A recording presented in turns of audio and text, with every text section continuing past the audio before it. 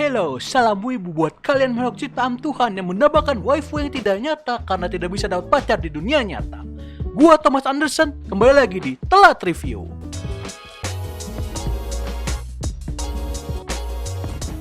Oke guys, sudah saatnya kita bahas Mushoku lagi. Melanjutkan di mana setelah Rudy menyelamatkan desa Beastman The Great Forest, Rudy dan kawan-kawan yang melanjutkan perjalanan mereka ke Milis dan mulai dari sana pertemuan dengan orang-orang tak terduga dan kejadian yang pahit menunggu Rudy. Namun sebelum gua mulai, jangan lupa untuk like video ini dan subscribe channel gua buat kalian yang belum. Dan untuk kalian yang mau kasih uang jajan, bisa kirim ke Saweria yang ada di deskripsi. Oke, ayo kita mulai. Go, go, go!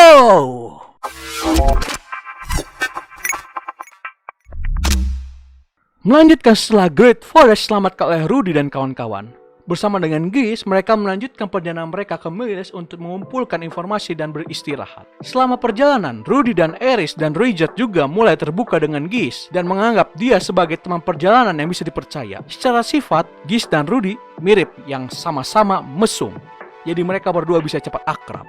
Di perjalanan, Rudy bahkan menceritakan betapa beratnya perjalanan Rudy di Demon Continent dan kejadian-kejadian yang terjadi selama 4 tahun terakhir. Geese terkejut mengenal Demon Continent sebagai tempat yang berbahaya dengan banyak monster ganas. Geese tidak bisa membayangkan hal-hal buruk yang dialami oleh Rudy. Geese hanya bisa menepuk pundak Rudy dan mengatakan Rudy telah berjuang dengan baik dan memuji kerja kerasnya sebagai bentuk untuk menyemangati Rudy. Mendengar perkataan Geese, Rudy merasa bahwa perjalanannya tidaklah sia-sia dan dia membayangkan bagaimana reaksi orang tuanya, Paul dan Zenith saat menceritakan perjalanan di Demon Continent. Dan Rudy mulai membayangkan mungkin reaksi mereka akan seperti Geese yang memuji kerja kerasnya. Dan mereka mungkin akan memuji Rudy dengan kata-kata bangga. Sesampai di salah satu kota di Milis, Milesian, Geese berpisah dari tim karena Geese memiliki agendanya sendiri.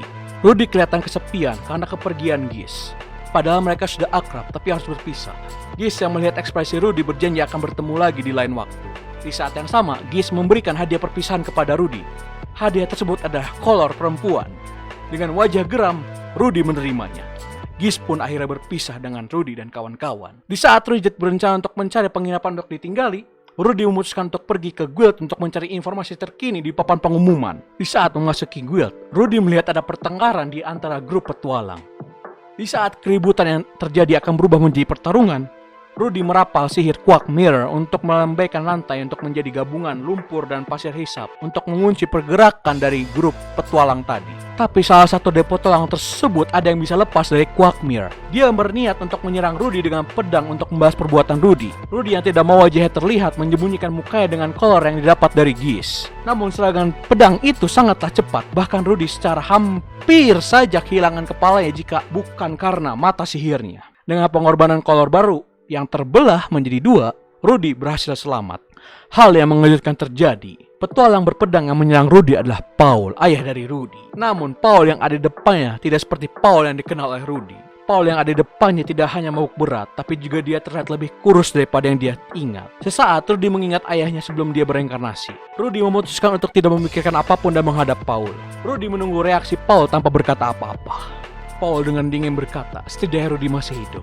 Sifat Paul berbeda dengan yang diharapkan oleh Rudy. Walaupun Rudy mengharapkan sambutan berlebihan dari Paul, Rudy memutuskan untuk tidak memikirkannya dan melanjutkan dengan laporan apa yang terjadi pada Rudy 4 tahun terakhir. Agar tidak membuat Paul khawatir, Rudy menceritakan dengan nada gembira dari apa yang terjadi setelah kejadian di Roa, apa yang dia alami di Demon Continent, dan juga pertemuannya dengan Rijat hingga kejadian di Great Forest. Selama mendengarkan Rudy, Paul menyadari sesuatu dan menanyakan apakah dia tidak membaca pesannya. Rudy yang tidak tahu apa yang Paul maksud menjadi kebingungan. Di saat yang sama, 2 wanita masuk ke guild dan memanggil Paul dengan panggilan kapten. Saat mengetahui bahwa Paul menemukan Rudy, wajah mereka sedikit murung, namun Paul melanjutkan betapa kecewanya Paul terhadap Rudy. Di sini Rudy tersinggung dan bertanya apa yang Paul maksud dari tadi. Di sini Rudy mengetahui bahwa seluruh Vitoa, termasuk desanya, desa tempat tinggalnya, desa Bueno, terkena dampak insiden Vitoa. Ibu Rudy, Zenith, Lilia, Aisia, Sylvie, semua orang yang Rudy kenal menghilang.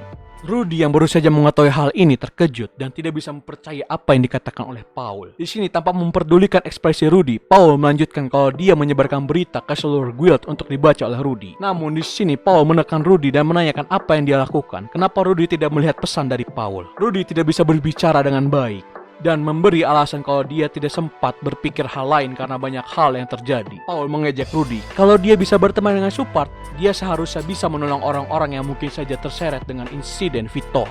Rudy terdiam. Dia tidak pernah terpikir kalau seluruh Vitoa terkena dampak insiden teleportasi, dan dia hanya berpikir insiden teleportasi hanya terjadi di Roa. Jadi dia tidak berpikir Bueno bisa terkena dampaknya. Melihat Rudy diam, Paul makin menyudutkan Rudy. Karena daripada mencari keluarga dan teman-temannya, Rudy malah bersenang-senang dengan petualangannya. Bahkan Paul mulai menyalahkan Rudy karena Rudy tidak menyelamatkan siapapun karena petualangannya tersebut. Banyak orang bisa saja mati karena menunggu pertolongan dari Rudy. Satu gadis berusaha mengetikkan Paul untuk menyalahkan Rudy, namun Paul bersikeras kalau Rudy harusnya bisa melakukan lebih dari ini. Mendengar ekspektasi yang dilimpahkan kepadanya tanpa pengetahuannya, kecewaan yang tidak bisa dimengerti, Rudy mulai menyudutkan Paul. Bukannya kalau misalnya Zenith menghilang, itu adalah hal baik. Karena melihat gadis yang menghentikan Paul dan gadis yang seksi, Rudy mengatakan dia bisa tidur dengan gadis lain sesukanya tanpa pengetahuan dari Zenith. Mendengar hal itu, Paul langsung memukul Rudy dan memarahi Rudy karena berkata seenaknya. Namun Rudy tidak berhenti sampai di situ. Rudy makin menghina Paul, bahkan sampai menanyakan berapa gadis yang telah ditidurinya. Paul yang tersulut emosinya berusaha memukul Rudy lagi.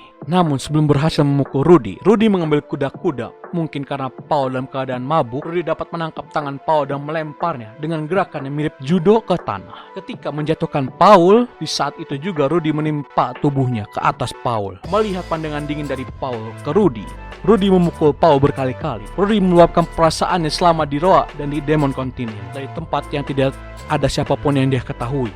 Betapa sulitnya hidup sendiri, dipindahkan ke tempat yang dia tidak ketahui dan berbahaya. Perjalanan yang berat, monster di mana-mana, makanan yang tidak enak, malam di mana dia tidak bisa tidur. Di sini yang kecewa bukan hanya Paul, tapi Rudy juga kecewa. Di saat dia mengharapkan pertemuan kembali yang hangat dengan keluarganya, Rudy malah mendapatkan perlakuan yang dingin dari ayahnya sendiri. Di saat itu, tiada satupun yang berusaha menghentikan Rudy. Namun satu suara anak-anak meneriaki Rudy dan Rudy merasakan dorongan yang membuatnya jatuh ke tanah. Di tengah kekacauan itu, Rudy melihat anak kecil yang mirip dengan Zenith, ibunya. Mengetahui kalau anak kecil itu adalah adiknya Norn, seketika Rudy mulai merasa lega karena Norn masih selamat. Namun perasaan itu hilang ketika Norn juga memarahi Rudy karena telah memukul Paul. Di sini Paul bangun dan menjelaskan bahwa semua yang ada di sini adalah petualang yang membantunya untuk mencari korban yang tersebar entah kemana karena insiden dari Vitoa. Paul juga berkata seharusnya Rudy sudah paham situasi yang ada. Jika dia melihat pesan yang telah dia sebarkan ke seluruh guild, tidak mau mendengar perkataan dari Paul lagi, Rudy keluar dari guild, lari tanpa tujuan. Di jalan, Gish berpapasan dengan Rudy, namun Rudy tidak menghiraukan Gish. Di tempat lain, Rudy merenung akan perkataan Paul. Setelah beberapa saat, Eris dan Bridget menemukannya. Mereka juga bingung kenapa Rudy bisa terlihat begitu murung. Rudy menceritakan segala hal yang terjadi di guild, dari pertemuannya dengan Paul hingga kebenaran insiden yang mereka alami di Roa. Setelah merenung dan memikirkan apa yang dikatakan oleh ayahnya, Rudy akhirnya paham kalau bisa saja ada korban yang seperti Eris dan Rudy yang terpindah ke Demon Continent. Jika itu benar, seharusnya Rudy bisa membantu mereka dan wajar saja ayahnya kecewa padanya. Eris menyangka hal itu karena Rudy mengalami hal yang sama, di mana dia harus bertahan hidup, bahkan dia juga harus memastikan keselamatan Eris. Eris bahkan menyalahkan Paul karena tidak bisa mengerti penderitaan Rudy. Rudy tidak membalas Eris. Rudy hanya bergumam, mungkin dia berharap terlalu banyak di keadaan yang seperti ini. Bridget meminta Eris untuk meninggalkan Rudy sendiri, karena Rudy butuh waktu sendiri saat ini. Eris mengikuti saran Bridget, namun sebelum pergi, dia memeluk Rudy dari belakang dan berjanji kalau dirinya akan selalu bersama Rudy. Gish yang diam-diam mendengar hal itu, pergi ke tempat Paul berada. Di ruangan kecil di mana ada Paul, Norn, dan Gish, suasana mencekam terasa. Namun, mungkin karena tidak paham atau mungkin tidak peduli dengan sekitarnya, Norn tertidur pulas di sebelah Paul. Di sini, Paul menanyakan kenapa Gish di sini dengan nada yang lumayan kesal. Gish yang ikut kesal pun memperlihatkan pesan yang ditinggalkan oleh Paul di guild. Paul terkejut. Gish berusaha mencari keluarganya. Di sini, Gish menanyakan kenapa Paul begitu dingin ke Rudy, padahal dia berusaha untuk mencarinya. Di sana, Paul menjelaskan apa yang dia alami selama 4 tahun terakhir. Dari kemana dia dan Norn terteleportasi, bagaimana tim pencari korban terbentuk dan pertemuan kembali dengan Rudy. Merasakan pipinya yang masih hangat karena pukulan dari Rudy, Paul mengatakan segalanya. Gish yang mulai mengerti sudut pandang Paul mengalihkan pembicaraan. Gish memuji kemiripan Norn dengan Zenith. Paul yang terlihat tidak terlalu peduli menjawab Gish dengan setengah hati. Gish mengeraskan tekadnya untuk membawa Paul ke saluran bawah tanah Mirision. Di sini Gish menjelaskan kalau saluran bawah tanah ini adalah sarang dari monster-monster kuat. Gish yang memberitahukan hal ini ke Paul dengan sengaja memanggil monster kuat tersebut. Di sini Paul dipaksa untuk melawan monster kuat level B, Doring Chimera. Di saat Paul berusaha keras untuk melawan monster tersebut, Gish menjelaskan tempat apa yang dihadapi oleh Rudy selama 4 tahun ini. Betapa berbahaya tempat itu dan situasi yang harus Rudy hadapi. Di saat Dorin Chimera akhirnya mati, Gish menjelaskan tidak peduli betapa hebatnya Rudy, dia adalah anak-anak. Dan jika hal buruk terjadi, nyawa Rudy yang akan hilang. Paul mulai menyadari apa yang dihadapi Rudy. Melihat ini, Gish menanyakan apa yang akan dikatakan Zenith jika Zenith yang bertemu dengan Rudy. Mengingat apa yang telah dikatakan ke Rudy, Paul mulai menyadari betapa buruknya dia terhadap anaknya sendiri.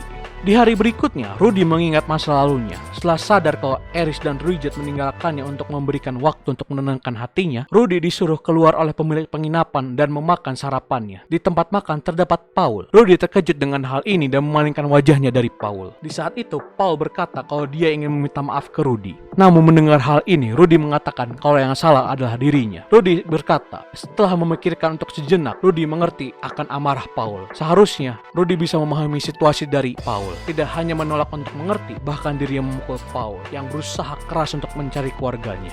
Pembicaraan terhenti dan meninggalkan kesunyian. Kesunyian malah mengundang ingatan kehidupan Rudy di sebelumnya. Rudy berusaha untuk mengatakan sesuatu, tapi suaranya tidak keluar. Di saat ini pula, minuman hangat diberikan oleh pemilik penginapan. Rudy berterima kasih atas minumannya, namun pemilik penginapan tersebut meminta Rudy untuk melihat wajah Paul. Wajah yang terlihat adalah wajah Paul yang mengingatkan Rudy akan kehidupan sebelumnya, di mana wajah yang Paul perlihatkan sama seperti dirinya yang menolak ajakan teman sekelasnya untuk ke sekolah. Rudy yang melihat ini merasa berbeda dengan dirinya yang menolak untuk meminta maaf saat temannya tidak datang lagi ke rumahnya. Paul memberanikan diri untuk meminta maaf ke Rudy.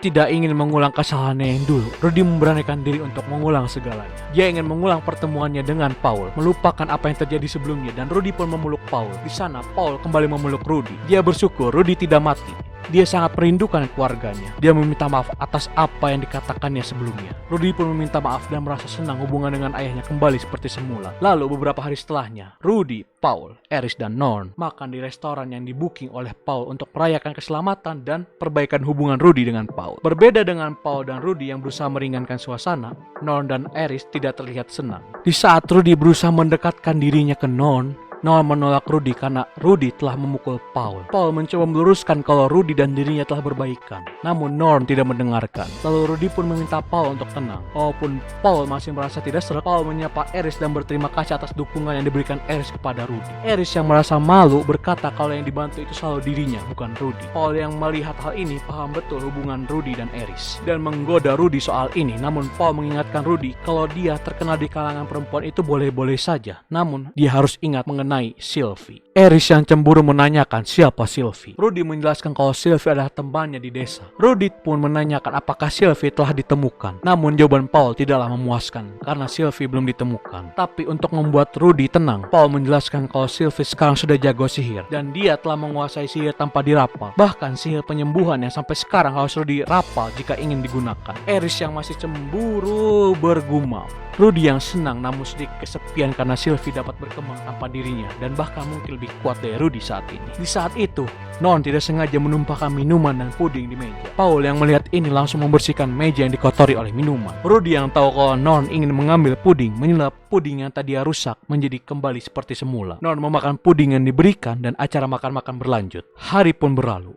Rudy pun harus pergi untuk mengantar Aerys ke Roa. Menyayangkan hubungan Norn dan Rudy yang masih buruk, Paul berharap Rudy untuk tinggal lebih lama. Namun, karena Rudy memprioritaskan Aerys dahulu, Rudy pun berniat untuk mengantar Aerys ke Roa dahulu. Rudy dan yang lain pun pergi melanjutkan perjalanannya ke Roa melewati pelabuhan Westport. Kalau misalnya di versi WN dan LN, seharusnya di pelabuhan Westport ada cerita kalau yang menjaga pelabuhan itu sangat membenci ras sihir seperti Supart. Dan ini yang menyusahkan Rudy untuk melewati perbatasan. Namun, kenalan Richard Godbout atau dengan nama asli Gal Gardner Fenix yang merupakan petinggi di militer menuliskan surat pengantar agar Rudy dan kawan-kawan bisa menaiki kapal dengan Supart. Walaupun surat yang dibawa itu dikira palsu oleh penjaga Westport, yaitu bangsawan Wizard. Ya, bagaimana kelanjutannya kurang lebih ada argumen dari Rudy yang memperkenalkan Aerys sebagai bangsawan, keaslian surat Richard dan lain-lainnya, tapi tetap saja tidak didengar oleh si Wizard. Sampai akhirnya Wizard memperbolehkan keberangkatan Rudy dengan syarat yang merugikan Rudy dan kawan-kawan. Di sini, Rudy bertemu dengan adik dari ibunya, yaitu Teresa Letreia, yang setelah adu mulut dengan Teresa, Wizard akhirnya mengalah dan Letreia membawa Rudy dan kawan-kawan di bawah perlindungannya dan akhirnya bisa berlayar ke tempat selanjutnya.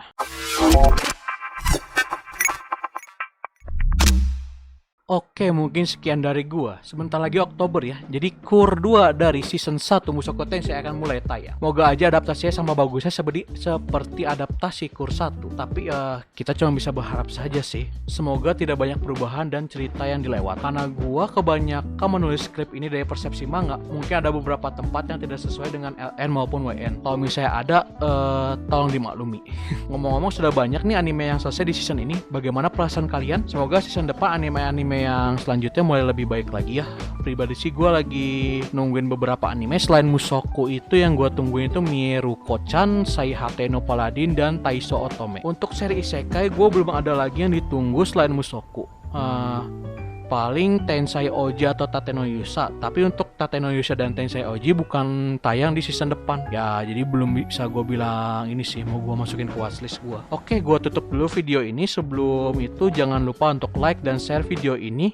Dan jangan lupa untuk subscribe untuk yang belum. Gue Thomas Anderson mohon undur diri. Bye-bye.